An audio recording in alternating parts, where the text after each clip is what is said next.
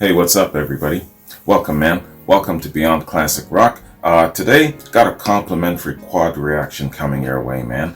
And it's featuring the music of two groups, looking like two duos.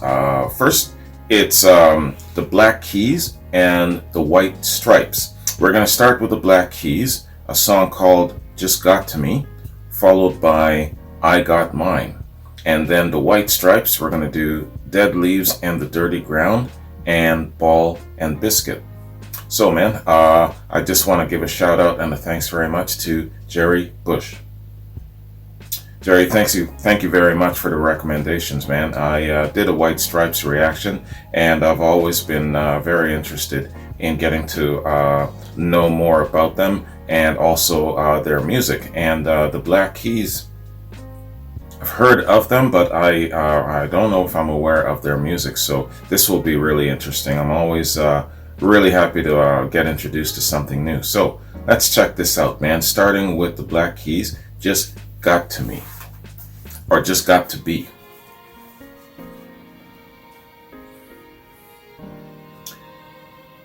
The Black Keys, Just Got to Be. Let's get it.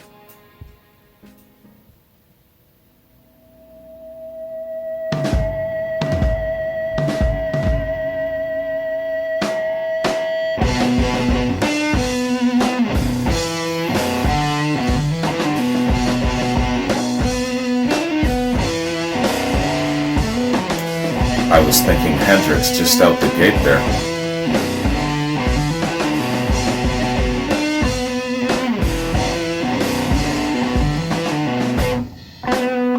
When it comes to pride and other sinful matters, you're gonna be misled, left feeling tattered. I got to go because something's on my mind and it won't get better. No matter how hard I try. Whoa. Yeah. It just got to be the best thing for me. Evil hides in dark places, but now I find it in familiar faces. I got to go because something's on my mind and it won't get better no matter how hard I try. Whoa.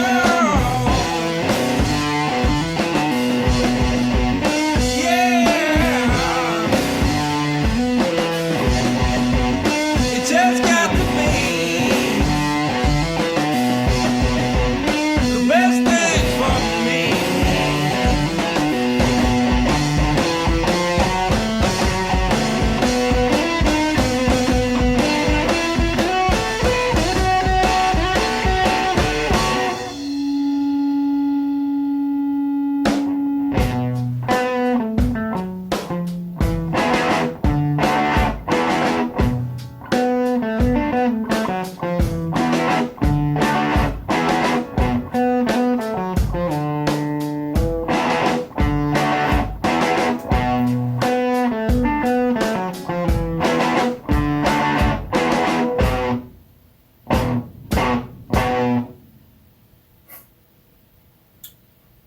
Right on, man.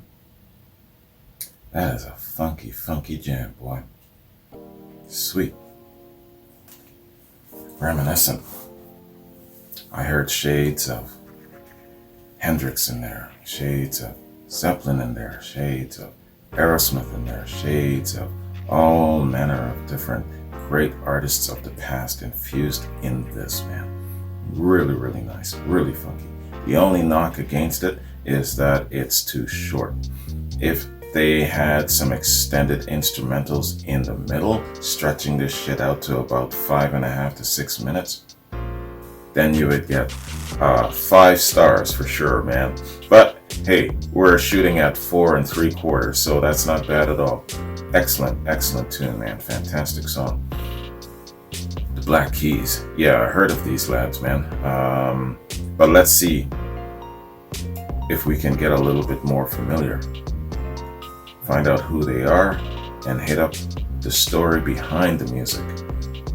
When I get the story behind the music, I never forget it, and then I really appreciate the music even more. I'm sure that's the same with everybody. The Black Keys. The Black Keys are an American rock band formed in Akron, Ohio in 2001. The group consists of Dan Urbach, guitars and vocals, and Patrick Carney at drums.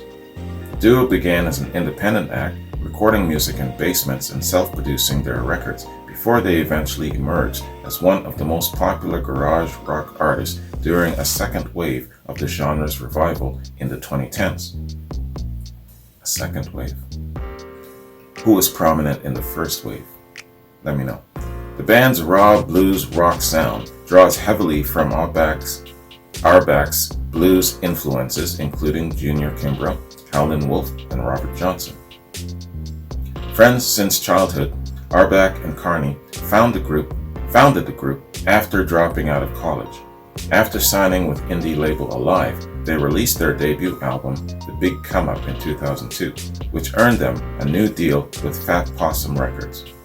Over the next decade, the Black Keys built an underground fan base through extensive touring of small clubs, frequent album releases, and music festival appearances, and broad licensing of their songs. Their third album, Rubber Factory, in 2004, received critical acclaim and boosted the band's profile, eventually leading to a record deal with major label Non-Such Records in 2006. After self-producing and recording their first 4 records in makeshift studios, the duo completed Attack and Release in 2008 in a professional studio and hired producer Danger Mouse, who subsequently became a frequent collaborator with the band. The group's commercial breakthrough came in 2010 with Brothers, which, along with its popular single Tighten Up, won 3 Grammy Awards.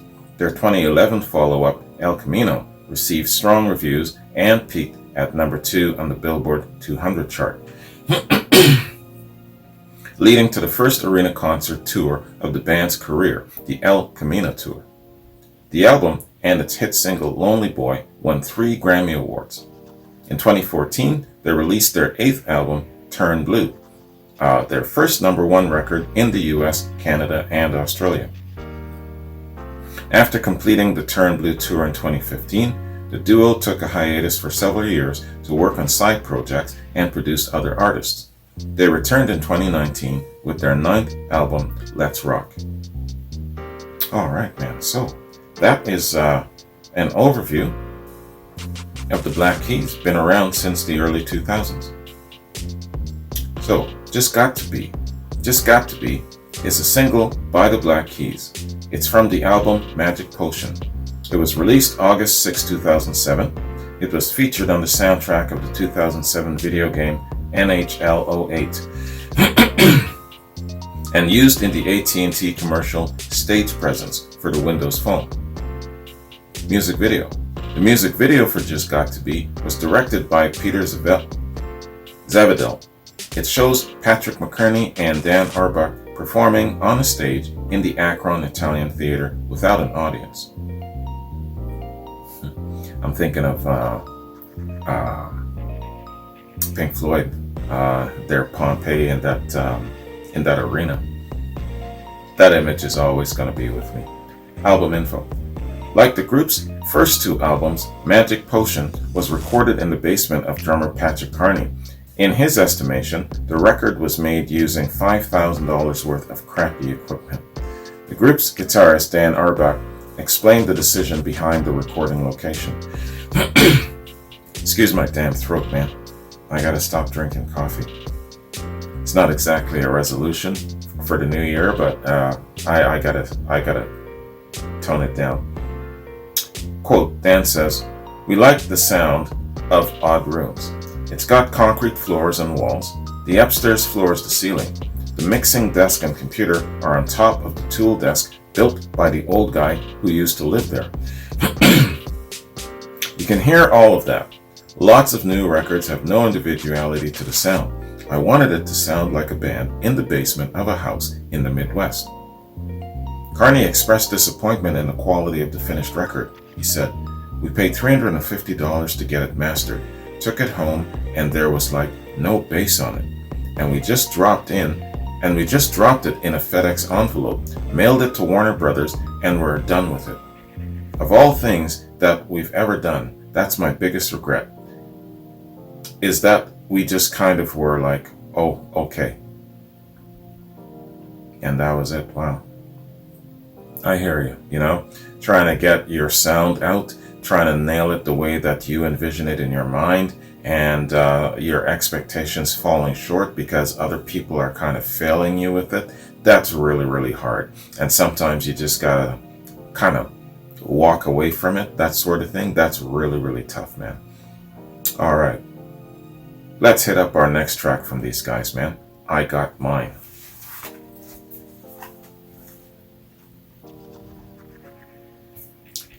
All right. The Black Keys. I Got Mine. And this is on Letterman. Let's get it. Our next guests are a rock and roll duo from Akron, Ohio, and their new album is entitled Attack and Release in this giant super CD format. Please welcome back the Black Keys, ladies and gentlemen.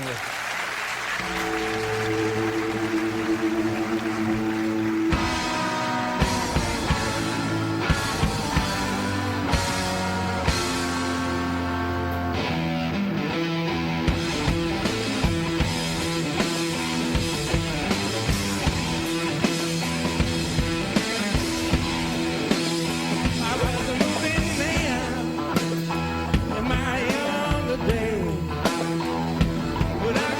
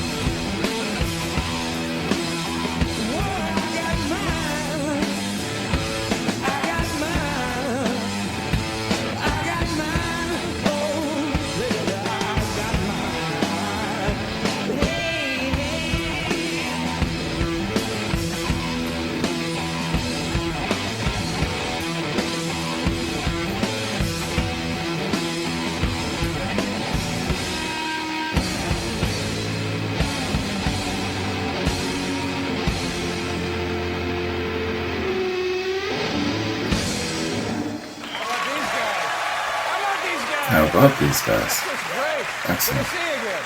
Thank you very much. The Black Keys, ladies and gentlemen. How about that, Paul? Unbelievable. That's what I'm talking about. We'll see you tomorrow night, everybody. Right on.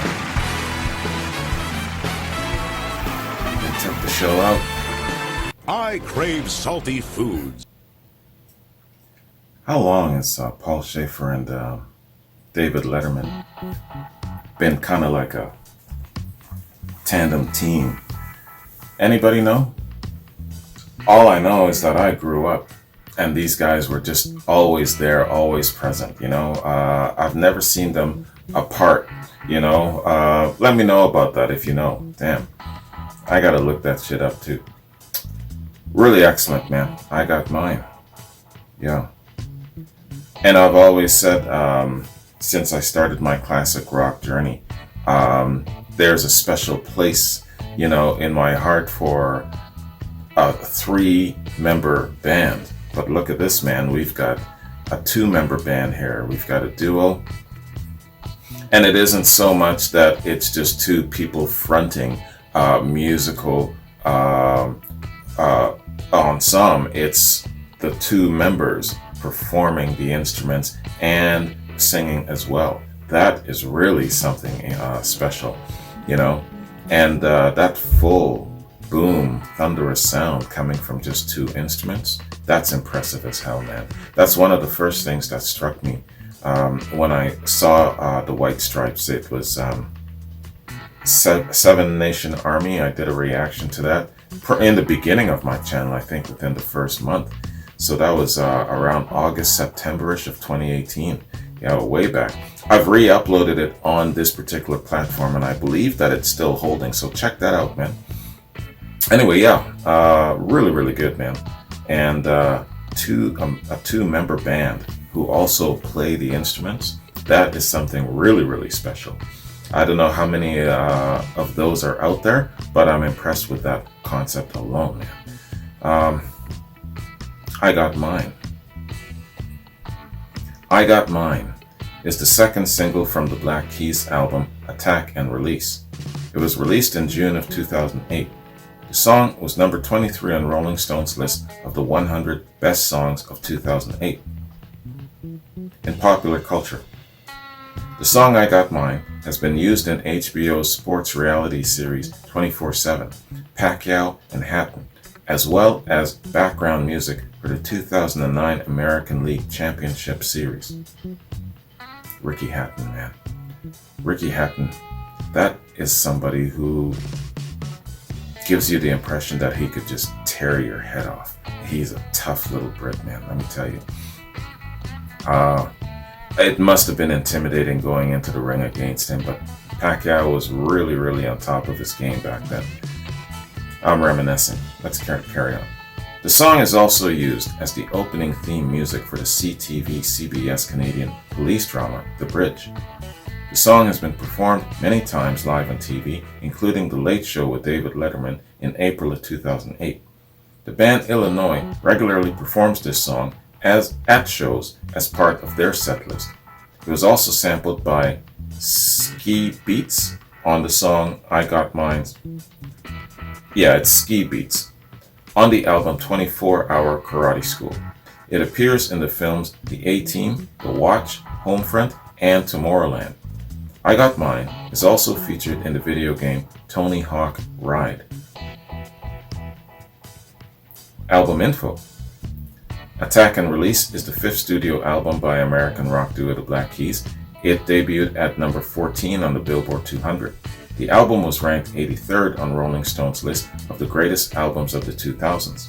The song I Got Mine was number 23 on Rolling Stone's list of the 100 best songs of 2008.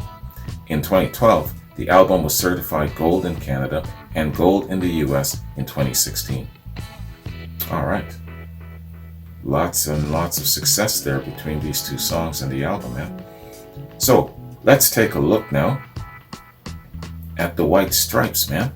And what we'll do is we'll just check out their tune and then we'll kind of do a little bio read.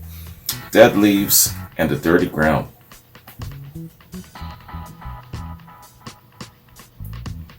Dead Leaves and the Dirty Ground, the White Stripes. Let's get it.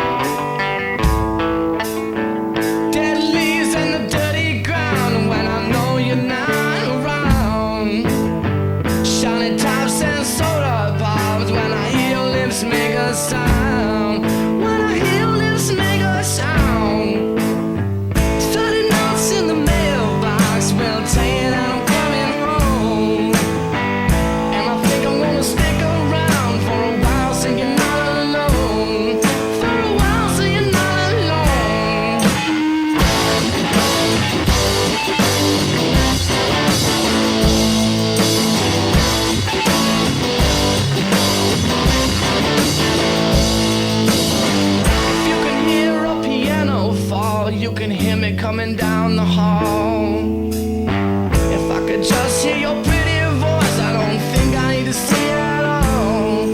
Don't think I need to see it at all. Soft hair and a velvet tongue, I wanna give you what you give to me. And every breath that is in your lungs is a tiny little gift to me. It's a tiny little gift to me.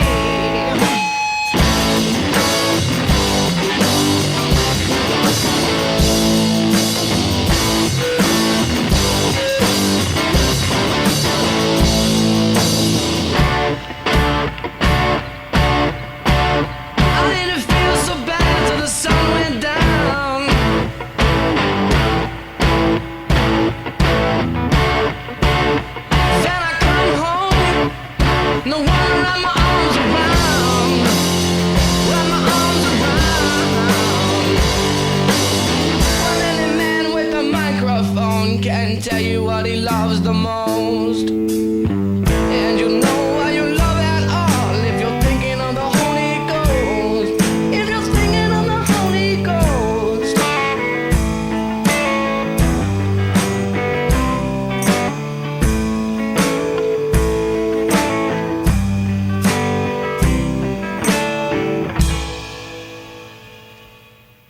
Wow.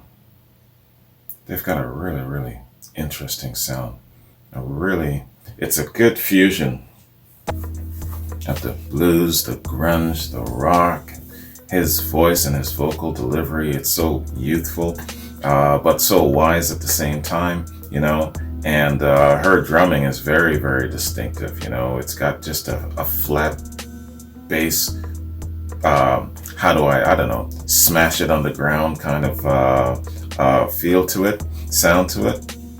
But collectively, yeah, you know, they definitely have a great, unique sound, and I can understand why they were so popular. Not just because they were two good-looking young people. It's also because they really had an excellent sound fusion going for them. Yeah, definitely infused with something special. A good throwback to the past, but with their own style. I remember when I did Seven Nation Army, I didn't have a lot of research behind me, and I assumed that they were actually covering the Oak Ridge Boys. Usually it's the other way around, where, you know, you've got your classic artists like the Oak Ridge Boys, and then you've got a younger up-and-coming artist that does a cover, you know. But it was the other way around. Check out that reaction, you'll really like that, man. And there's a little footage of the Oak Ridge Boys doing a cover of Seven Nation Army with their Oak Ridge Boys. Is it 4 of them? Yeah, 4-point harmonies. That was really, really cool. Anyway, yeah, good song, Dead Leaves and the Dirty Ground. Excellent tune. So The White Stripes. At first, I didn't know they were a married couple. I thought that they were brother and sister. For the longest time, I'd heard of them, but I visualized a brother and sister team, and then I realized that they were married. Somebody told me. The White Stripes. The White Stripes were an American rock duo from Detroit, formed in '97.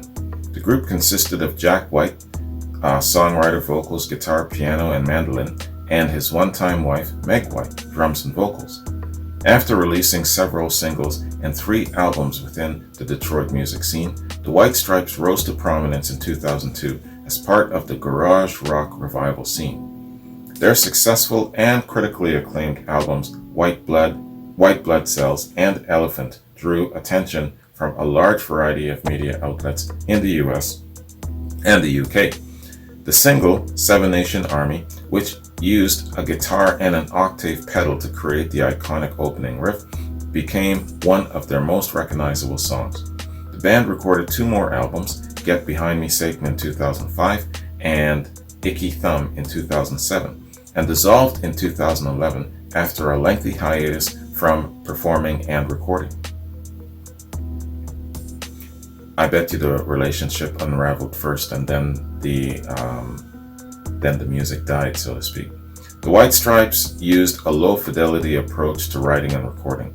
Their music featured a melding of garage rock and blues influences, and a raw simplicity of composition, arrangement, and performance. The duo were also noted for their fashion and design aesthetic, which featured a simple color scheme of red, white, and black, which was used on every album and single cover the band released, as well as the band's fascination with the number 3.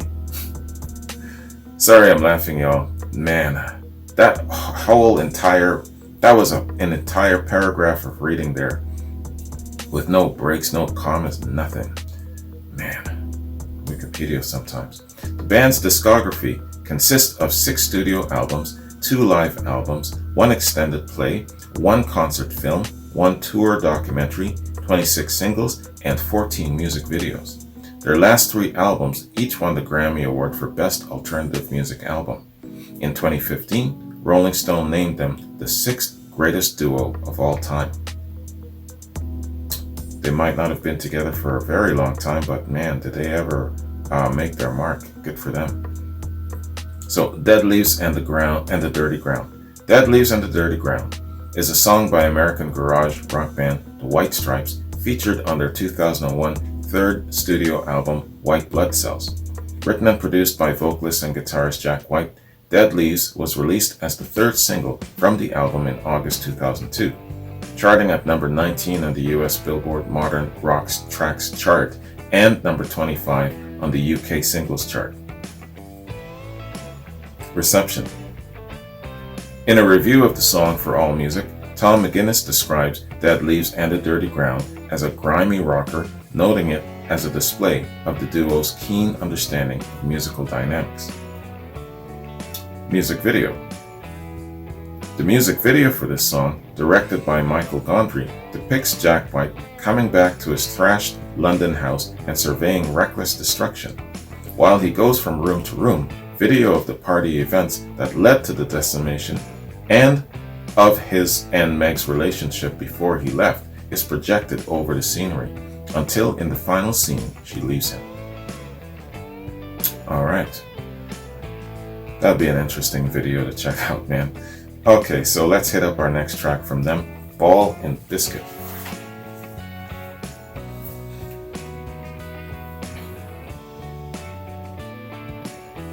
Yeah, they were really young when they were married, so I'm sure that they would probably say something like, yeah, if I could do it all over again, I would do this or do this.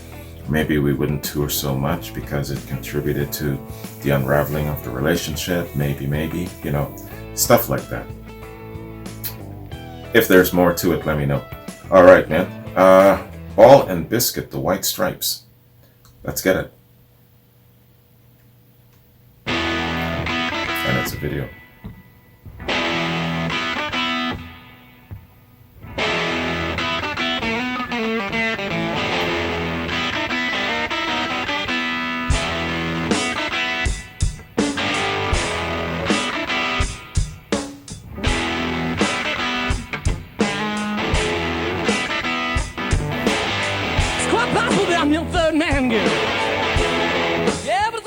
the seventh son.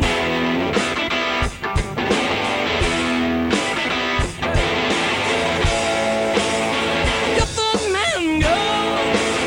That's the second and the seventh son.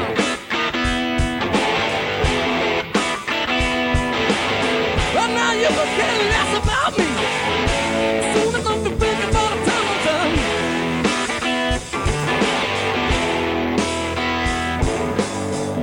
Yeah, let's have a bone of biscuit sugar. Take our sweet little time about it.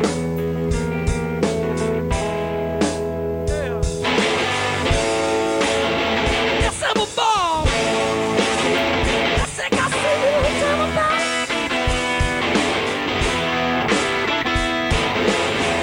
Everybody in the place, I just get out. We'll get clean together, and I found me some box so I can shout.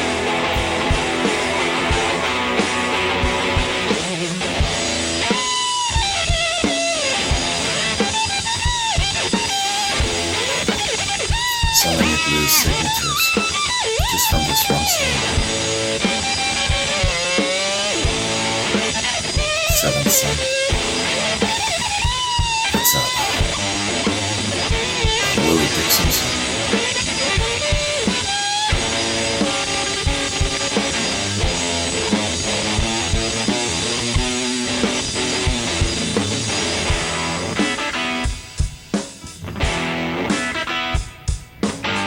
Great fashion sense though.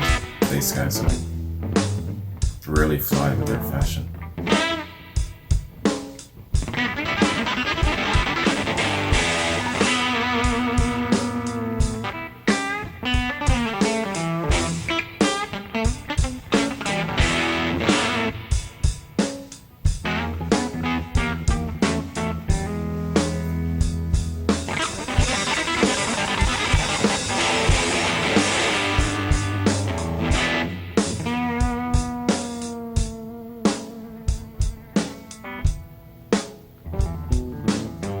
Yeah, read in the newspaper. Let's go, girlfriends, and see that now.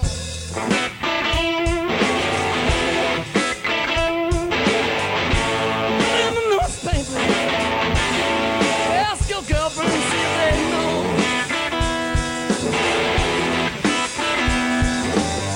Now, my strength is still bone woman. I like to see that you want to before you go.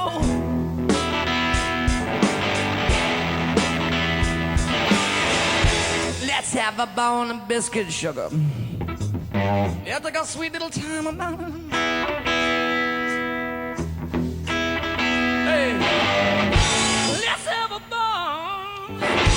Yeah, take a sweet little time about it. Tell everybody in the place to just get out and oh, we'll get clean together. And I'll find me a soapbox rockin' about it.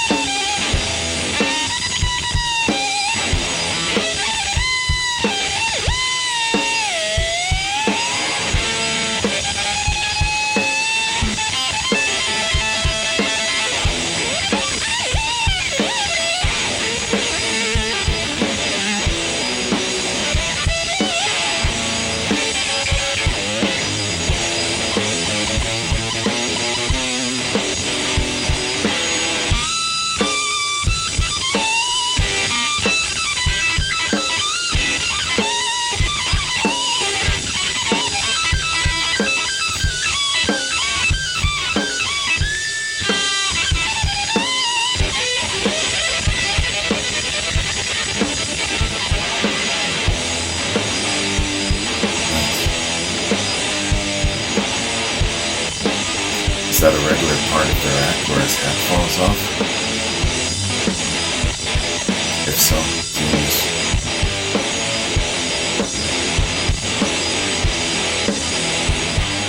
I got a man who makes me wanna kill. I got a man who makes me wanna kill. I got a man who makes me wanna kill. I got a man who makes me wanna kill. We're all gonna burn in hell. Yeah, we're all gonna burn in hell. It's a thing what we're born to do. Yeah, yeah, we gotta be with the tell. I said we gotta be with the tell. We gotta be with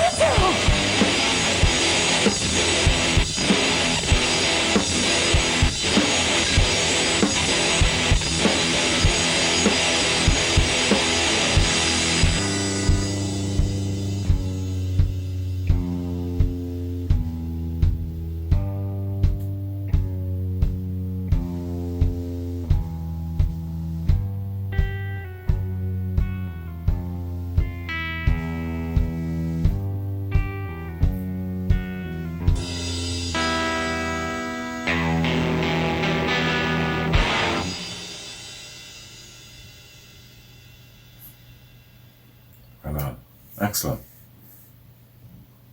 Excellent. It's just like taking you into their rehearsals. Wherever they rehearse, it might be there, it might be in a basement or a backyard, way out in the middle of the woods, or wherever it is that they rehearse. It feels like you're just kind of invited into their private sessions. So question, would these guys ever get back together? Probably not on the horse of riding into the whole scale of producing more music or touring or all of that sort of thing, but just to get together again to jam. Is the relationship solid enough for that, or is it not? Where are they now? Are they capable of getting back together and performing like this? That's my question. Let me know. All right.